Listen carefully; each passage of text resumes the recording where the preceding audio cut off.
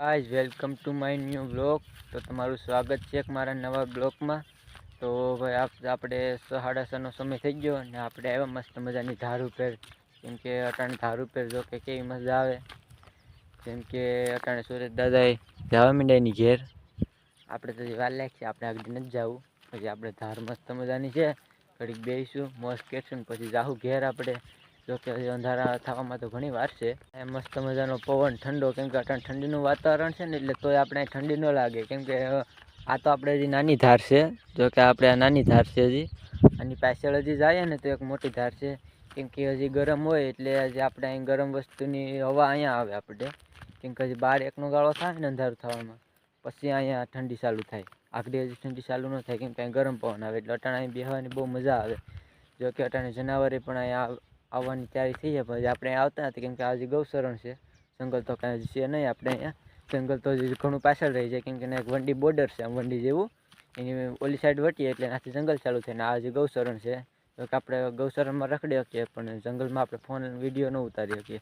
કેમ કે ભાઈ ના પોલીસવાળા હોય તો આપણે ન ઉતારી શકીએ. ધાર ઉપર એક હિતળાઈમાનું મંદિર પણ આવેલું છે. આપણા હિતળાઈમાં છે. જો કે આપણે હાથમ આઠમ હોય એટલે થેપલાને બધું આપણે જવાર વાવીએ. આપણે ગામમાં ન જવું પડે, કેમ કે અહીંયા આપણે માંડેલા છે પહેલેથી જ છે, અહીં વર્ષોથી જૂના. એટલે આપણે જવાનું કરી શકીએ, ગમે માણસ આવી શકીએ બધાય. જોકે આ વાડી વિસ્તારવાળા બધા ગમે એટલા માણસ છે ને, બધા અહીં જવાનું કરવા આવી શકે. તો અટાણે જો કેવું મસ્ત મજાનું વાતાવરણ થઈ ગયું. કેમ કે અટાણે 6:30નો સમય થઈ ગયો એટલે મજા આવે અટાણે અહીંયા. કેમ કે ઠંડો ઠંડો સમકાર હોય ટાઈપનો ચાલુ થઈ ગયો. આ જંગલમાં આખા જંગલ છે નીકળી બોવડી જોવા મળે. બોવડી ને વંતુરસી, વંતુરસી સિવાય બીજું કાંઈ નથી. જોકે આવી સીપેરું છે. આખી ધાર છે મસ્ત મજાની, બેહાય એવું. આમ કાંઈ ઉપાધિ ન રહે, કેમ કે ચોમાસે તો આ બધામાંથી પાણી જતું હોય. ચોમાસે તો આમાં બધામાં પાણી આવેલું જતું હોય. આજે જેટલા પણ પાણા છે ને એ બધામાંથી હેરવણ ચાલુ થઈ જાય પાણીના.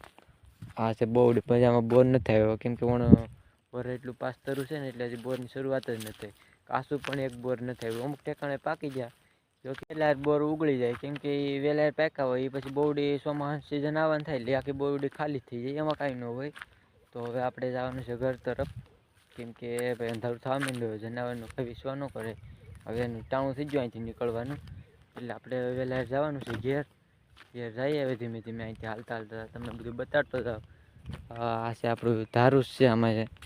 કેમ કે અટાણે ત્યાં એમાં સૂકો પટ થઈ ગયો, કેમ કે ઉનાળો આવી ગયો એટલે આમાં હવે કાંઈ લીલું સારું ન હોય. તો કે ધણસરો આવે પણ એમાં તો આમાં તો શું ખાય, હવે તમે બધું સુકાઈ ગયેલું જ છે. એટલે ધણી કાંઈ ખાઈ ન કે. એટલે હવે ચોમાસું આવે પછી એ બધું લીલું થાય. લીલું તો થાય પણ જેટલા પાણા છે ને એ બધામાંથી પાણી પણ શરૂ થઈ જાય ચોમાસે તો.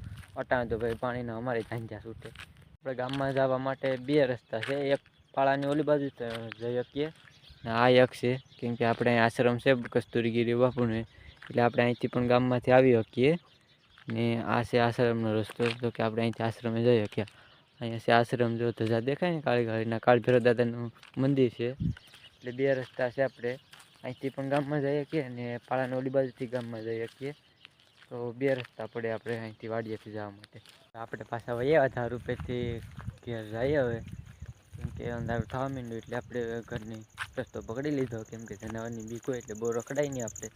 તો કે અટાણે આમાં બેઠા હોય તો આપણને ખબર ન રહે. એમાં લીપાઈને બેઠા રહે તો આપણને ન દેખાય જનાવર. એટલે આપણે વહેલા વહી જઈએ ઘેર.